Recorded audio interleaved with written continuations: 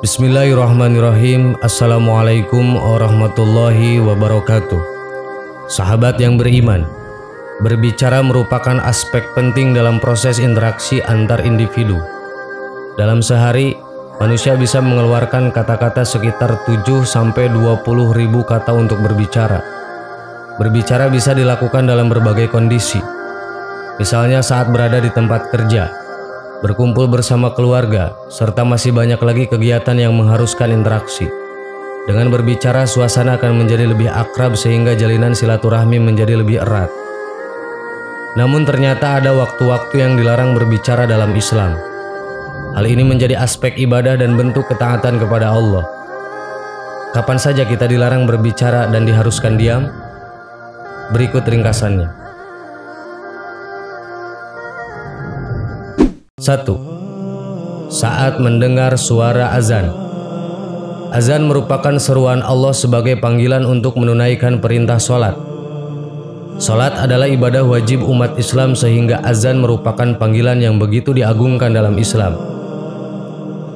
Salah satu adab yang harus dilakukan seorang hamba ketika mendengar suara azan adalah berhenti melakukan aktivitas termasuk berbicara. Bahkan dalam sebuah hadis dijelaskan bahwa Allah akan membuat keluh lidah manusia yang sakaratul maut jika ia menyepelekan azan. Hendaklah kamu mendiamkan diri ketika azan. Jika tidak, Allah akan keluhkan lidahnya ketika maut menghampirinya. Kata-kata yang boleh kita keluarkan hanyalah menjawab seruan muazin yang bentuk penghormatan kita kepada azan tersebut. Abu Sa'id Al-Khudri pun mengabarkan bahwa Rasulullah SAW pernah bersabda, "Apabila kalian mendengar azan, maka ucapkanlah seperti yang sedang diucapkan muazin." Hadis riwayat Bukhari dan Muslim. Barang siapa yang mendengar suara azan kemudian dia berucap, "Asyhadu an la ilaha illallah wa anna Muhammadan abduhu wa rasuluh. Raditu billahi robba wa bi Muhammadin rasulah wa bil islami dina." Aku bersaksi bahwa tidak ada sesembahan yang hak kecuali Allah dan bahwa Muhammad adalah hamba dan rasulnya. Aku ridho Allah sebagai Rabb dan Muhammad sebagai Rasul, dan aku ridho Islam sebagai agama, maka Allah akan mengampuni dosanya. Hadis riwayat Muslim. Menurut Imam Syafi'i, Imam Malik bin Anas, Ishaq bin Rahuyah, dan lainnya, berbicara saat azan hukumnya makruh. Akan tetapi jika kondisinya mendesak maka diperbolehkan berbicara seperlunya dan tidak boleh memperpanjang pembicaraan. Jika berbicara saja sudah makruh, bagaimana dengan kegiatan lain seperti bercanda atau bahkan sampai tertawa terbahak-bahak seakan menghiraukan seruan yang agung ini? 2. Saat khatib berkhutbah Jumat. Waktu yang terlarang untuk berbicara lainnya adalah saat laki-laki bersembahyang Jumat dan mendengar khatib sedang menyampaikan khutbah. Imam Malik, Imam Abu Hanifah dan Imam Syafi'i serta kebanyakan berpendapat bahwa ketika khatib berkhutbah maka makmum wajibnya diam. Bahkan menyuruh orang lain diam pun saat itu merupakan hal yang dilarang karena dianggap sia-sia. Jika berbicara dengan tujuan baik saja dianggap sia-sia, apalagi dengan kegiatan mengobrol yang banyak dilakukan kebanyakan makmum salat Jumat ketika khatib berkhutbah.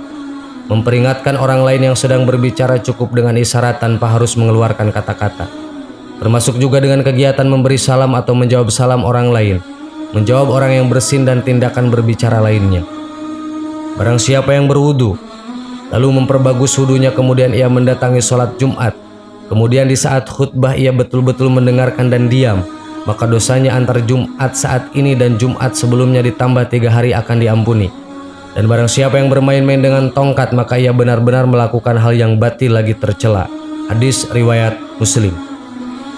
Barang siapa yang berbicara pada saat imam khutbah Jumat, maka ia seperti keledai yang memikul lembaran-lembaran, artinya ibadahnya sia-sia, tidak ada manfaat. Siapa yang diperintahkan untuk diam lalu tidak diam, maka tidak ada Jumat baginya, artinya ibadah Jumatnya tidak sempurna. Hadis riwayat Ahmad. Jika engkau berkata pada sahabatmu pada hari Jumat, "Diamlah, khatib sedang berkhutbah," sungguh engkau telah berkata sia-sia. Hadis riwayat Bukhari. 3. Ketika buang air. Selain dua kondisi tadi, Ada lagi kondisi di mana kita tidak boleh berbicara, yakni saat buang air.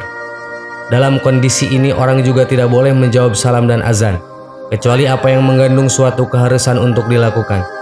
Seperti misalnya menunjukkan orang buta dengan menegurnya yang dikhawatirkan akan terpleset ke dalam parit. Misalnya ketika buang air lalu bersin, maka orang tersebut hendaklah ia mengucapkan pujian kepada Allah di dalam hati tanpa harus diucapkan. Hal ini didasarkan pada hadis dari Ibnu Umar. Aku pernah mendengar Rasulullah SAW bersabda, "Janganlah dua orang pergi untuk buang air besar dengan aurat terbuka sembari berbincang-bincang. Sesungguhnya Allah memurkai orang yang berbuat demikian." Hadis riwayat Ahmad. Ada seseorang yang melewati Nabi yang pada saat itu beliau sedang buang air kecil. Lalu orang tersebut mengucapkan salam kepada beliau, tetapi beliau tidak menjawabnya.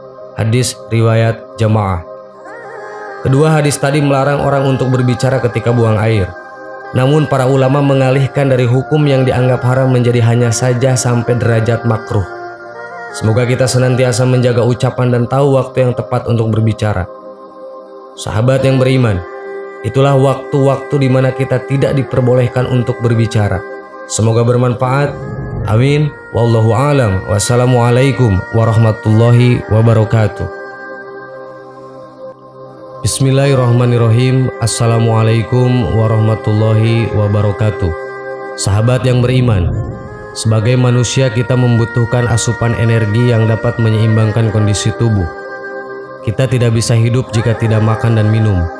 Sebab kita adalah makhluk hidup, tentunya akan hidup jika diberi nutrisi. Tetapi kita tidak usah khawatir, karena kini sumber makanan sangat berlimpah.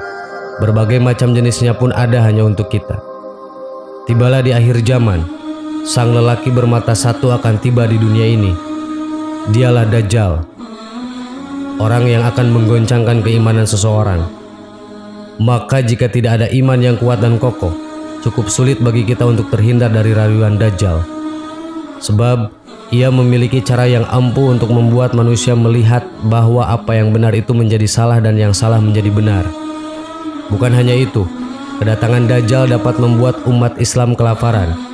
Pasalnya, salah satu tanda kedatangan Dajjal ialah akan tibanya musim paceklik selama 3 tahun.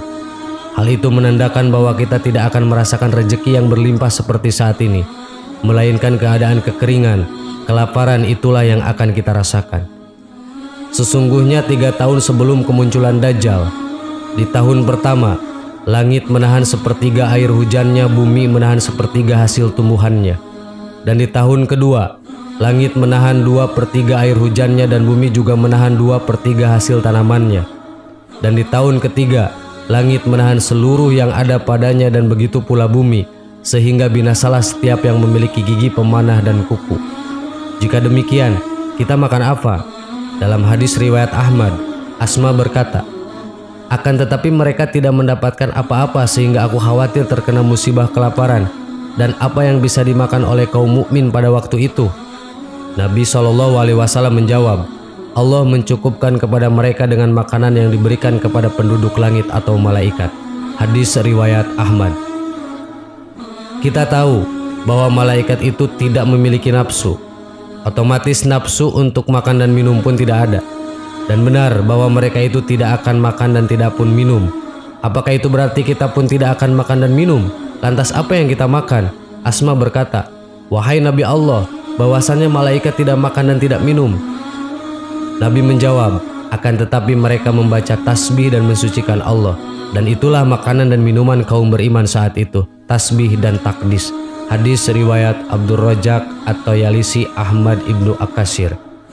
Sahabat yang beriman, hanya tasbih dan tasdiklah yang menjadi penguat kaum muslimin. Kita tidak akan merasakan bencana ini sebagai suatu masalah yang besar. Kita akan selalu yakin bahwa Allah selalu memberikan yang terbaik. Maka tidak akan ada kekhawatiran dalam hati kita atas apa yang akan terjadi selanjutnya. Amin. Wallahu a'lam. Assalamualaikum warahmatullahi wabarakatuh.